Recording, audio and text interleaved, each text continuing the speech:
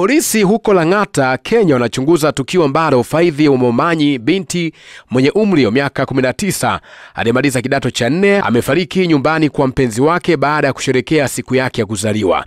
Faith inaripotiwa kuwa aliondoka nyumbani kwa wazazi wake na katika kundi la watu 5 walioenda kwanza kwenye sehemu ya starehe maarufu kando ya barabara ya Lang'ata kwa ajili ya sherehe ya siku yake ya kuzaliwa, ambapo alikaa hadi saa 11 jioni. Wakati kundi hilo likitawanyika, Faith alienda kwa mpenzi wake pamoja na rafiki yake mmoja wa kike.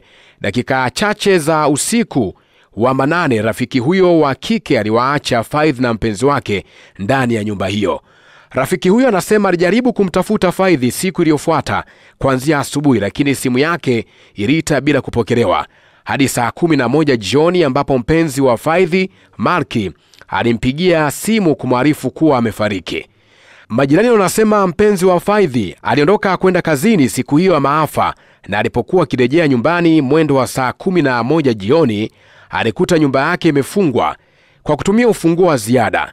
Alifikia nyumba hiyo na kumkuta Faith akiwa amekufa ndani ya nyumba hiyo. Uchunguzi wa maiti uliofanyika kwenye mwili wa Faith unaonyesha kuwa alifariki dunia kutokana na kukosa hewa na kwamba kulikuwa na kiasi kikubwa cha maji kwenye mapafu yake. Sampuli zaidi zimewasilishwa kwa mkemia wa serikali kwa vipimo vya sumu. Mpenzi wake bado yuko chini ya ulinzi wa polisi. Faith alipata alama B katika mtihani wa KCSE wa 2024 na alipaswa kujiunga na chuo kikuu mwaka huu kulingana na wazazi hao. Hii inasikitisha sana. Endelea kusubscribe channel yetu, tazidi kukuletea taarifa zetu nyingi sana ambazo tutakuwa tunaziweka. Mimi ni David Waruseke.